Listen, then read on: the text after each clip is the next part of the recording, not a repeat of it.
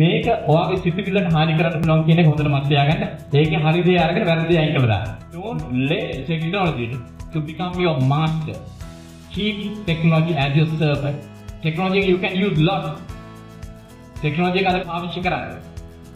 හොඳ උදාහරණයක් ගන්න අතන මම කිව්වත් වගේ chat GPT අද පාවිච්චි කරනවා අපේ ඔෆිස් වල. මේකම නියම දෙයක් අහනවා. ඉංග්‍රීසියෙන් හොඳටම හොඳයි. පාවිච්චි කරන chat GPT that's fine. මම කියන්නේ fine that's all right. එහෙම ගන්න use කරන්න. use කරලා ඒක ඊට පස්සේ ඔයාට ඕන විදිහට හදලා දාන්න. This is very important. ඒ වගේම අපි apps එකේ වුණා. WhatsApp අරවට මෙයාට app එකේ වුණා මොකද වෙන්නේ?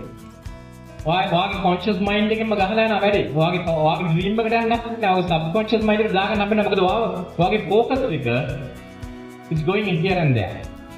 දැන් අපි දැන් YouTube බලන එක අතර experience දෙන්නේ රෑ කී වෙනකම් බලන්නේ.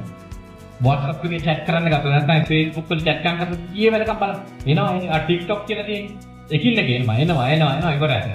මේක ඔයාගේ සිතුවිල්ලට හානි කරන්න පුළුවන් කියන එක හොඳට මතක තියාගන්න. ඒකේ හරි දේ අරගෙන වැරදි දේ අයින් කරලා දාන්න.